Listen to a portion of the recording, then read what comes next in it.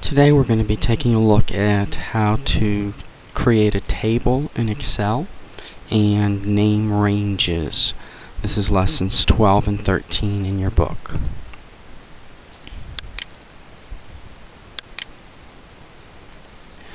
We will show you how to create a table in Excel and format that table using a table style. We're going to talk about formulas in tables and how they differ slightly from a regular standard spreadsheet. We're going to talk about a total row and how to add a total row and the advantages of that. We're going to show you how to sort the data in a table. We'll show you how to filter a table to hide things that you may not wish to be displayed currently. Then we're going to change gears and talk a little bit about the name box and how to use it to select cells. We'll show you how to create a named range, and then we'll wrap up with using the named range in a formula. To start out, we'll need to open a file. That file is going to come from our book. Lesson 12 is the lesson we're currently on. We're going to go to page 438 in the book, 438. Scrolling down a little bit, you will find the Excel file.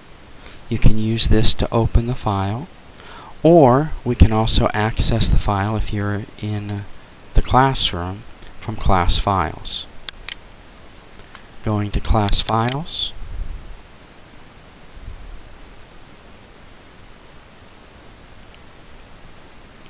IIT, Excel.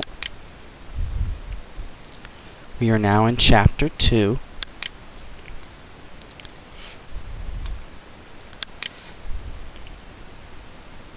The file we will need is E12, since we're in Lesson 12, E12 try. We open that file up.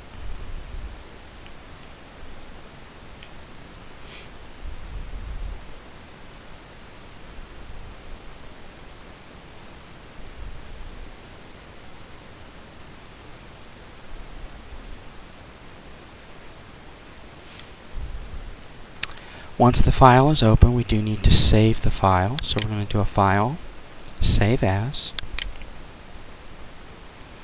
We're going to direct to the Documents folder, and then create a folder with today's date on it. So I'm going to click New Folder.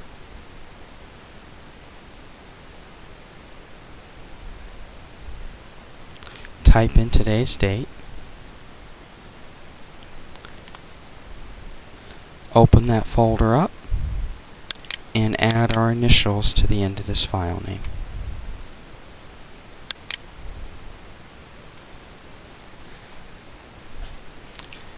Alright, I now have the Excel spreadsheet open that we need to work with. As you take a look at this spreadsheet, you will see a list of items that make up a table, if you will, or it will make up a table in a moment. Basically, a table in Excel is just simply a group of cells that are together that will have some special properties that you'll see in just a moment. So at this point, what we need to do is click anywhere inside of this group of cells. You do not have to select it. All you have to do is have your cursor in that group of cells. From here, we're going to go to the Home tab where it says Format as Table and click on the drop-down associated with that button. Here you'll see a variety of different looks that you can apply to your table. For right now, I'm going to come down to the Medium group and I'm going to choose this Table Style Medium 2. I click on that. It then confirms the cells that are going to be turned into the table. You'll see the dotted line running around the selected cells. Assuming that that is the correct selection, we simply click OK. Now you will see a table in Excel.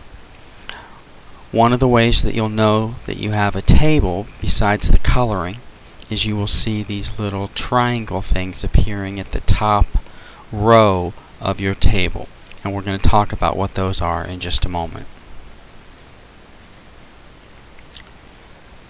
Alright, now we're going to create a formula that's going to add some items in our table. And so let's start by going to F5, cell F5, and I wish to add up the number of gallons of ice cream for gallons run 1, run 2, and run 3. So I'm going to sum. So whenever we want to add, we're going to use our auto sum button. You will now see that the dotted line is running around the 3 numbers that I wish to add up. Notice, however, that the format of this looks different. In the past, this would have said something like C5 colon E5. That's okay. Tables do get formatted slightly different when it comes to the formulas, but you don't need to let that throw you. The dotted line is running around the correct group of numbers, so notice that in Excel, whenever you have a table, it will automatically format the additional column that we just created using the same look that we had before.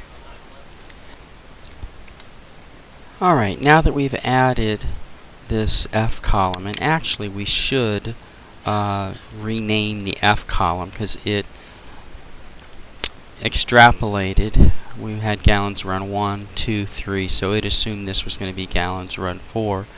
In reality, this is really gallons total. So I'm going to take and I'm going to go ahead and change the label here in F4 to gallons total. I'm going to double click between the F and the G just so that you can see the entire title. I do want to go to the Design tab for just a moment. When you have a table that's been created in Excel, you will have a new tab. It's called the Table Tools Design tab. And here you will see some items that you can check or uncheck. So for example, if I wanted to get rid of the banded rows, I could uncheck banded rows, and that removes that every other color. Now I do want to put that back, so I'm going to go ahead and check that again. Also, if I wanted to not make that header row look different, I could uncheck that header row, and it will disappear from view. Now I do want to put it back, so I am going to check that as well. What I do want to do, however, is I want to add a new row called a total row. So I'm going to check this, and when I do that, I want you to notice the bottom of the spreadsheet. You will see a new row that cleverly has the name total on it. Alright? But notice the number that appears here. You will see that it is what's called a subtotal. Okay? And more specifically, it is using this drop down right here. You'll see that it is summing the numbers in this group, in this column. Now, I can do a variety of different things with these, so let's go to the C column for a moment. So I'm in cell C16, gallons run 1, and rather than summing, using my little drop down that's here, rather than summing these numbers up, what I wish to do is I wish to get an average. What was the average of my gallons for gallon run 1? In the same way, I want to do my average for gallons run 2. And finally, we're going to do an average for gallons run 3. So, in my total row, I now have a calculated average. Now what I'm going to do is I'm going to select these 3 averages. I do not want all these decimal places here. So on the Home tab, we're going to change the format of the numbers. Okay? We're going to use a standard number format here. and that should round this to 2 decimal places. So I now have my average for gallons run 1, gallons run 2, and gallons run 3. My total does give me my sum of all of the gallons that were created.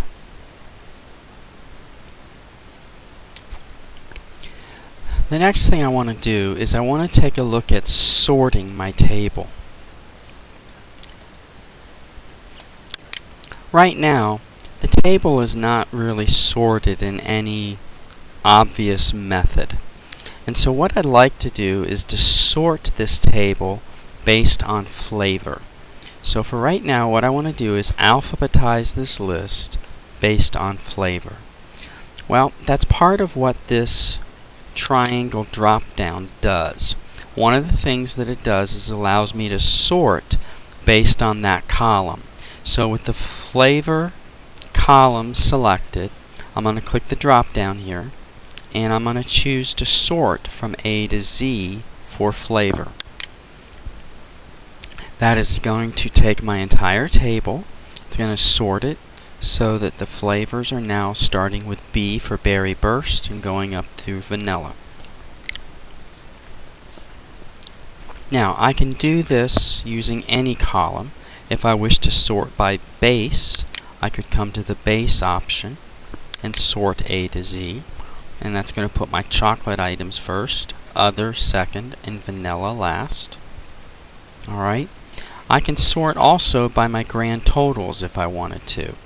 If I wanted to click the drop down for grand total, I could choose to sort from smallest to largest, and that'll put the flavor of ice cream that had the smallest amount of gallons generated for all 3 runs, and it'll go in order to the one that had the most amount of gallons created, and that would be my chocolate ice cream.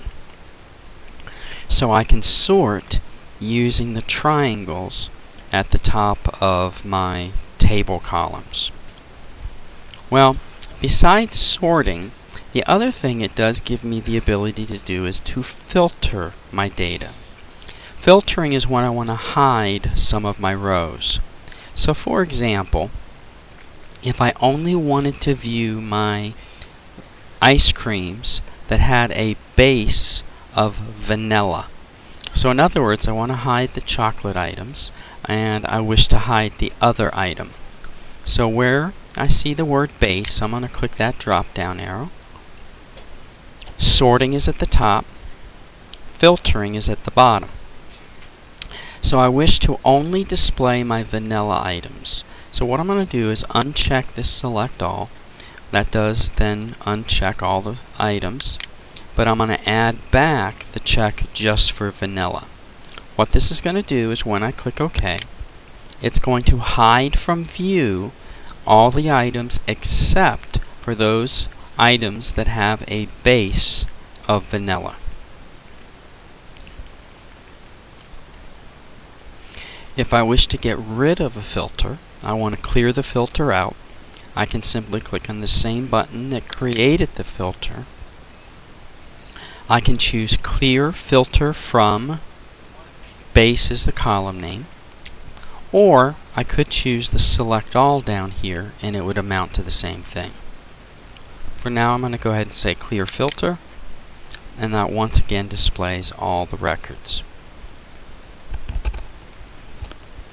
Now besides filtering based on a specific word, I can also filter based on a number. So for example, if I wanted to view all of the gallons run 1 in which there was at least 400 gallons run, what I can do is I can come to the drop down for gallons run 1. Now obviously I could go through and uncheck all the items that were less than 400. That would be one way to do this. That's fine for a small number like this, but if there were 1,000 items in this, you wouldn't want to have to go through and check or uncheck, 400 or 500 items. The quicker way would be to go to my number filters right here. If I click on number filters, I can then choose the equation or the inequality that I wish. In this case, I want to find all items whose gallon run 1 is greater than, and here I'm going to type in the number 400. So what this is going to do is hide all the items whose gallons run 1 is not at least 400. When I click OK, it now displays only those gallons run 1 who has a number greater than 400. Notice that this doesn't affect at all gallons run 2, gallons run 3. Okay, those numbers are less than 400, but the specific one that had the filter, the gallons run 1, is the one that it's filter based on.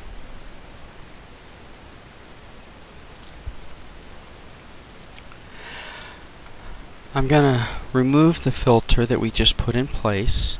I'm going to click the drop down on the filter, and just as before, I can say clear the filter, and that will once again display all the records. Now, one of the things that you may need to do from time to time is convert from a table back to a regular range of data. So here with my cursor anywhere within the table, we're going to go to our Table Tools Design Tools. Okay? And so what I want to do is convert this from a table back to a regular range of data. Well, I can do that using this button right here that says Convert to Range. What that's going to do is take my table and put it back to a standard range. So I'm going to click on this button. It asks me, do you want me to convert? I'm going to say yes. Okay, but do notice something that has taken place. It's converted to a range, but it still has maintained the color settings that we chose when we set the table up. Okay. Also, since there was a total row in place,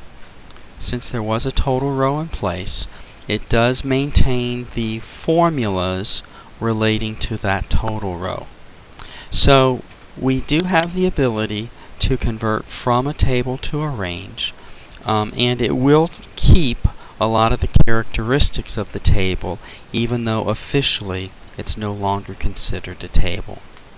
Let's save the file and close this file.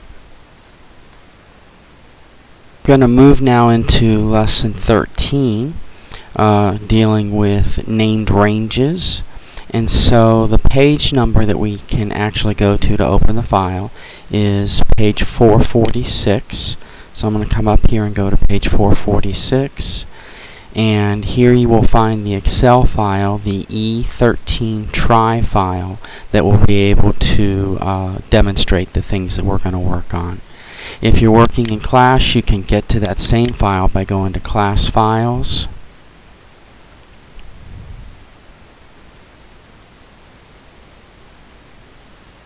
IIT, Excel.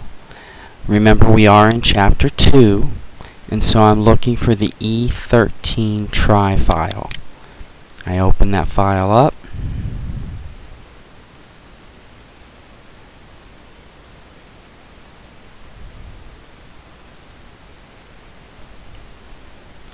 And I am now going to save this file to my computer. So I'm going to do a Save As. Redirect to my dated folder that I created earlier in the lesson. And add my initials to the end of this file name.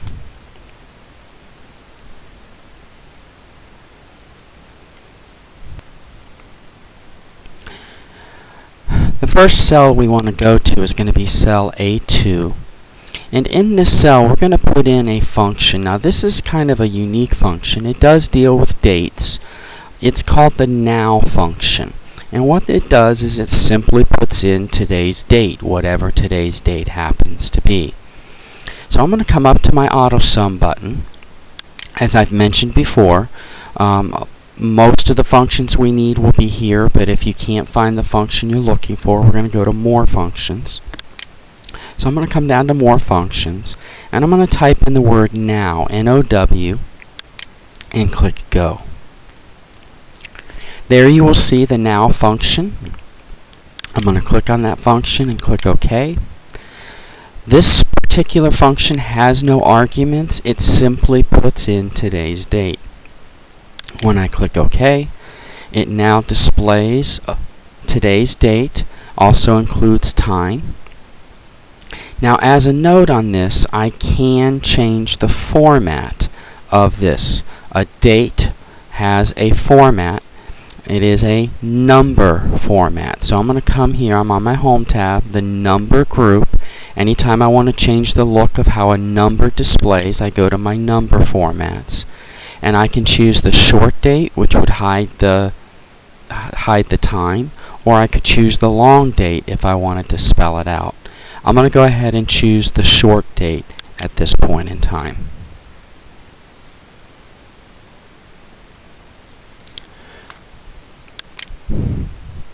Now at this point I want to introduce you to a new concept, and that concept is this name box up here to the left of the Insert Function button is the name box. And in the name box I can use this to quickly jump to a cell. So if I click up in this name box, for example, and I type in A18 and press enter, my cursor will move to cell A18. Likewise, I could come up here and type in F15, and when I press enter, my cursor is going to go to cell F15.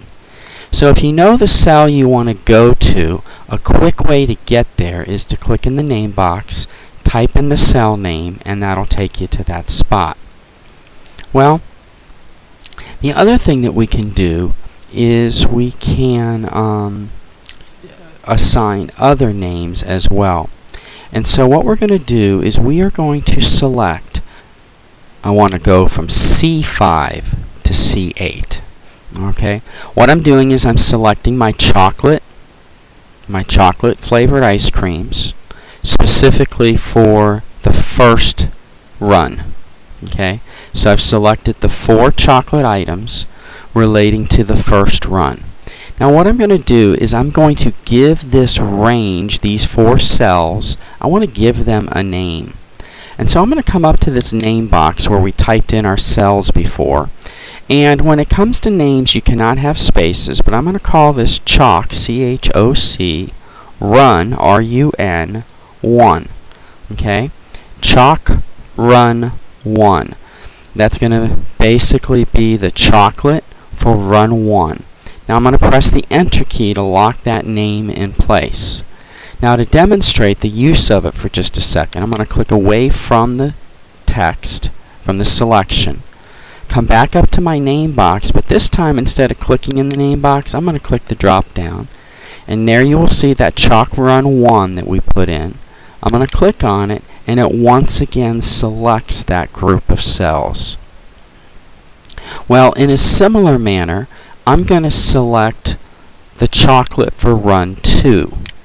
So select the 4 cells that represent the chocolate ice creams for Run 2. That's going to be from D5 to D8.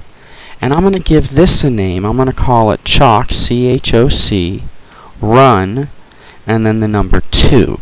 Remember that names in Excel cannot have any spaces in them. Choc Run 2, and I press enter. And similarly, we're going to select row column 3. I'm going to select these 4 cells here from E5 to E8. I'm going to type in the name box Choc, C-H-O-C, Run, and hopefully you figured out that this one's going to be number 3. And then finally, as it relates to our chocolate ranges, we're going to select this total group of cells. So I'm going to select from F5 down to F8. From F5 down to F8. And I am going to give this the name Choc Total and no number. Choc Total. Okay? and I press enter to lock that in place. So I've typed in 4 ranges, and I could, if I wanted to, just click the drop down and pick the range I want, and it will automatically select that range. Now, the next thing we're going to do, in essence, is do the same thing, but now we're going to choose the others. Okay? So I'm going to select the 2 other ice creams. That's going to be C9 and C10. And the range name we're going to give this is OTH, and then run 1. OTH, run 1. Press enter to lock that in place. I'm going to select the 2 cells in column D, D9 and D10. Type in the name box OTH, run 2. The E column numbers, E9 and 10. Type in OTH, run 3. And then finally, the total numbers, that's going to be F9 and 10.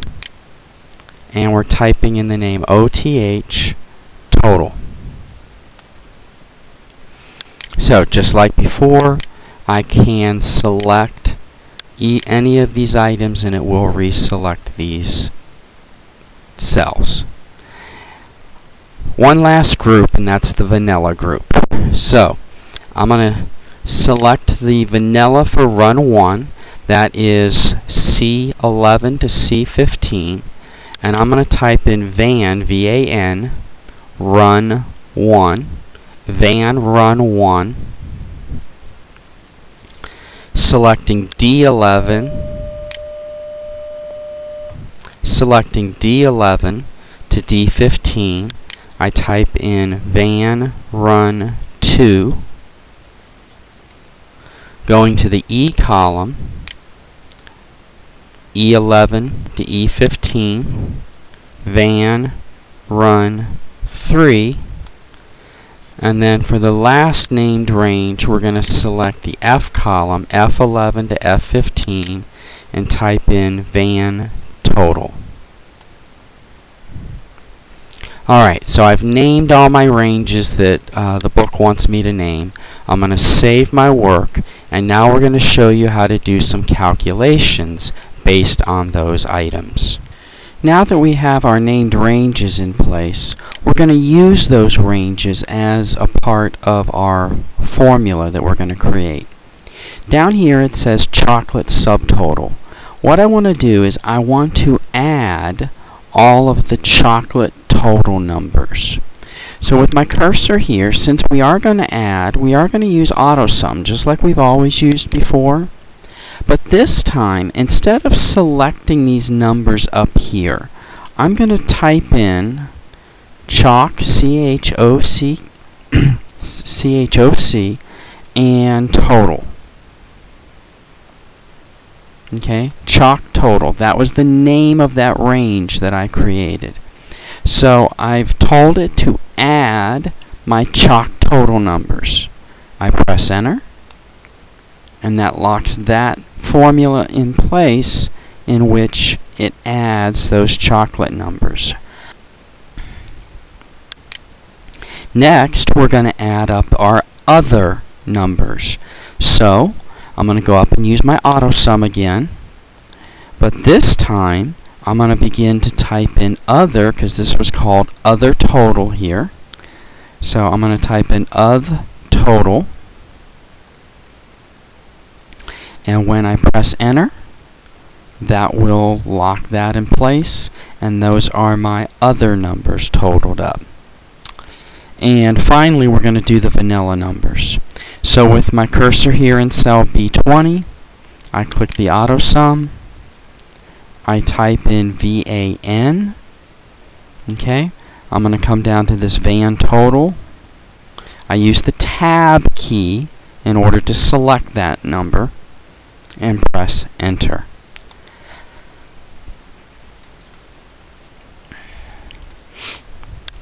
Alright, taking a look at my formulas, I now see the sum.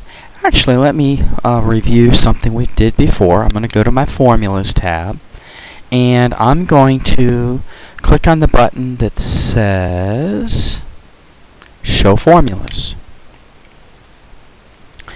And that's going to show the 3 different formulas that I've created: the sum chalk total, the sum other total, the sum van total. These are the formulas that we created using those named ranges instead of actually selecting numbers. Now I'm going to go ahead and turn this Show Formulas back off so that I can see the actual answers to my formulas. I'm going to save my work, and that brings this lesson to a close. In this lesson, we created a table in Excel using the Format as Table button.